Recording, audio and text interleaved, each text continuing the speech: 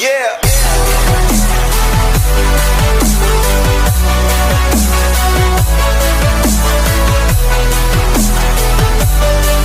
Hey everyone, it's me Takasubla2 here, and for today's video, so Mario games, right? Those games are like one of the biggest staples of Nintendo's library, and as we all know, Mario is one of the most well-known video game characters of all time next to other of Nintendo's first-party characters such as Donkey Kong, Link, Pikachu, Kirby, Samus, the list goes further and further. But the question is, since there is a lot of Mario games throughout the years, and especially some that are like forgotten and not well known, which one is the best Mario game? So that's why I'm making this video, and with all that, welcome to my top 10 best Mario games. And before we get started in this video, I want to put out some simple rules. The rules are pretty simple. I'm going to be talking about Mario games that are the mainline ones. That means I will not be talking about spin-offs such as the Mario Sports games, Mario Party, Mario Kart, even Mario Maker, and especially Mario and Luigi RPGs. The list goes on. I'm more talking about the mainline Mario games. Second, these are my opinions. And third of all, I am talking about these Mario games based on how I like them. These are just how great they are and how charming the game is. And with all that out of the way, let's just get started with the entire top 10 list. So, to start off this list, number 10 is the modern Mario Bros. Games. I'm gonna be putting all of them at once just because they play exactly the same. And I know it seems dumb, but these are my opinions on what I feel about it. All these games throughout the years has been playing the same, but they have something of a charm in it. You see, the Mario Bros. Games, the new Super Mario Bros. Games, is a way to like introduce the Mario games and especially the characters of Mario to the modern era. It was a way to introduce the entire modern era, and that also includes me. Super Mario Bros. DS was the first game I have played, and it introduced me to video games entirely. Even though it gets old after a while when you just basically play the exact same thing where you go through 8 worlds and all, Mario Bros. DS has a charm in it, such as playing as the Mario and Luigi game, which is like a versus mode. Then there's minigames, which is ripped from the Mario 64 DS games, which is kind of bummer, but is still great. Mario Bros. Wii is basically the same thing, except you play as 4 characters. Mario Bros. 2 is basically the same thing, except you collect coins and you play as Mario and Luigi. Mario Bros. U and Mario Bros. U Deluxe and Luigi Bros. Is basically like Mario Bros. Wii and all, but they all have something of a way to introduce the Mario games entirely, and that's why I put them pretty low on this list. Number 9 is the Super Mario Bros. 2 game. No, I'm not talking about the Mario Bros. 2 game, The Lost Levels on Japan. No, that can burn to the ground. But I'm more talking about the Mario Bros. 2 that was released in the West. This game is way more different than your typical stomping on mushrooms and such. Instead, you get to play as 4 different characters other than Mario, such as Luigi, Peach, and Toad. And these 4 characters are pretty much like a tradition to the modern Mario games right now.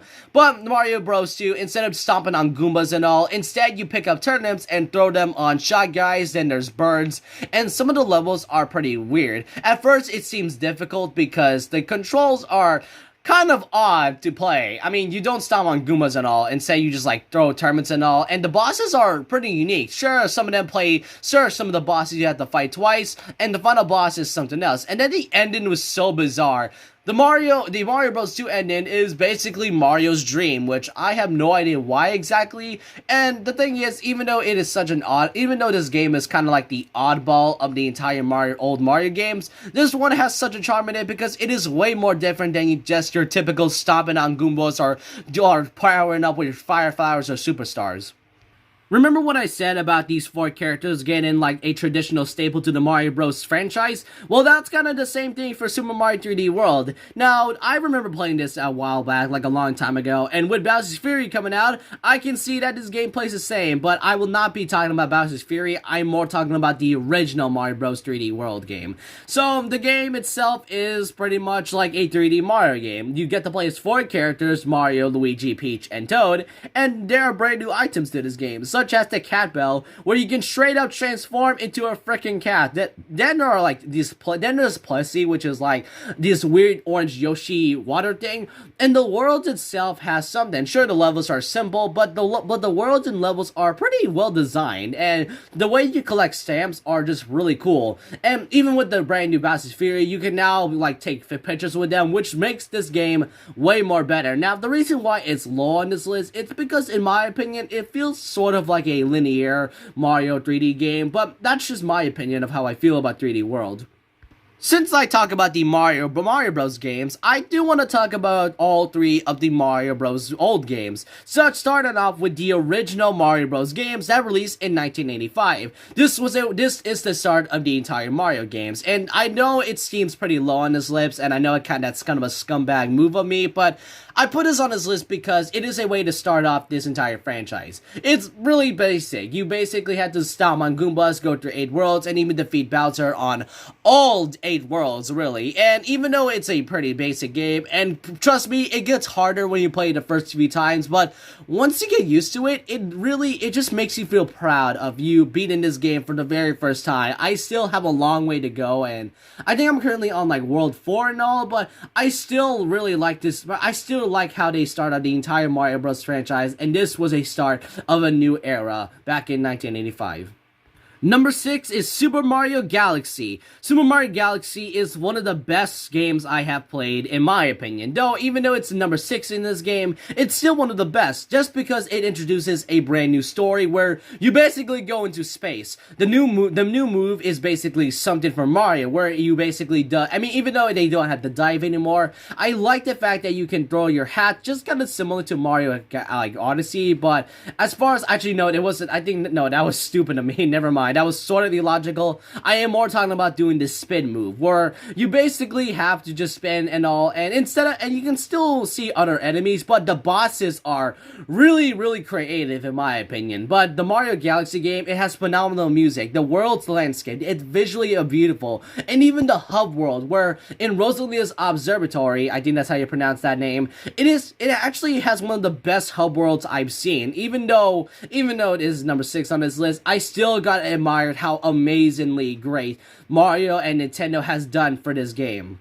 Number 5 is Super Mario Sunshine. Super Mario Sunshine is really, really something. At first, it felt like the controls were pretty janky, and some of the levels where I had to collect the shines were pretty hard. But once I got used to it, it really isn't that bad than I expected. Mario Sunshine has such a relaxing feeling to it. It's basically Mario going on a vacation. The story is pretty odd itself, where Mario at first gets arrested for being accused and framed because Bowser Jr. decided to like paint the entire Isle Delfino with his own paintbrush, which was made by EGAD. Then after that, you had to collect the shines with your very own FLUDD. Sure, there are some levels that are pretty hard at first, but once you get used to it, this game has such a charm in it, and plus the music itself is such a boppin', and it's pretty relaxing when you think about it. And we're also going to be ignoring the IGN review where they stated like a while back that it was like too much water or something like that. Number 4 is Mario Bros. 3. Mario Bros. 3 kind of was a big, huge deal back in the times. Mario Bros. 3 pretty much was a huge deal that this made a cameo in that one 80s game called The Wizard or something like that. It was like a movie I think, but this was a huge deal. Not only does this pretty much introduce such a beautiful landscape, and even you can choose items. You can strategize which items you can use before going into a level. Plus the levels itself are really amazing. And this also introduces the Koopa Links. Even though the Koopa Links are kind of boring in the modern Mario games, back then it was such a great feeling to beat the Koopa Links, even though they would seem easy at first. And the way you defeated Bowser, it's such like a unique way. Instead of just stomping on it, instead you have to like dodge Bowser before he like hits his entire body to the ground. It is such an amazing feeling. The items are great. Some of the minigames are pretty annoying, but they are so annoying that it's really good. Number 3 basically is sort of like Mario Bros 3, except Mario Bros World has something else. This was a huge deal back in the 90s. Not only did Yoshi, I think this was the first appearance of Yoshi, and it is a great thing. Mario Bros had something. It has bopping music. The levels are great, and even the items, well, now, even though it's sad that you can't choose what items you can bring anymore, it is still great that you can still use some of the items, and especially when you play the levels, it really gives you such a 90s feeling. And I really love that. Nintendo really goes on out, and it was such a popular game back in the times, and it was a way to just like increase the franchise entirely. Now, I know it seems stupid to put this in number 2, but Mario 64. This game was the start of not only Mario, Mario on the N64 itself, but this was a way to introduce Mario in the 3D World era. This was the start of the entire 3D games. The levels and the entire ways you collect stars are just very charming. The hub world itself, where you go around like Princess Peach's castle, and even though it's like the only location, it is really something. And going through each boss, everything is such unique. Like the eye rock, then you have to fight Bowser 3 times, and there are some bosses. Even when you first fight King Babam, it is a way to start off the entire 3D Mario game. Not only that, the way you collect stars at first is pretty tough, but once you get used to the controls, and speaking of the controls, Mario's controls in 64 is something. You can dive, you can backflip, you can basically long jump. There is something charming about the Mario game that really starts up the entire Mario 3D era. But what is number 1 exactly? Well, I think it's obvious since it is the recent Mario 3D game.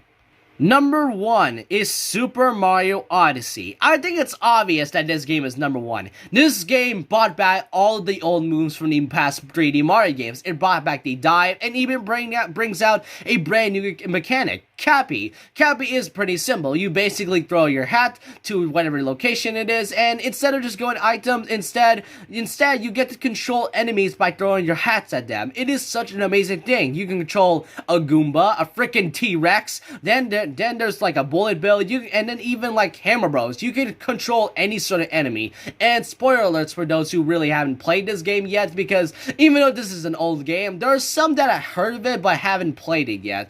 But Mario Odyssey, you can basically control Bowser at the end. It is such an amazing thing. The moons are also a really good way. Even though there's like a lot of moons, and I kid you not, there is a lot of moons you have to collect throughout Mario Odyssey. But it doesn't get the fact that this game was a huge change of Mario 3D games. And it brought back so much. Even the moment where Pauline returns, the kingdoms are so visually beautiful. It is a really amazing feeling. And with all that out of the way, these are the top 10 best Mario games. Let me know what you guys think in the comment section below. Which of these games I mentioned is your favorite. Or if you have another game, which one of these games are one of the best Mario games. Like I said in the beginning, these are all my opinions, so you can bash all, if you can disagree with me if you want. I won't argue with you. So with all that out of the way, leave a like, comment, subscribe, hit the notification bell for more videos. I'll see you guys next time. Remember this, once a legend, always a legend. Like a Hellcat.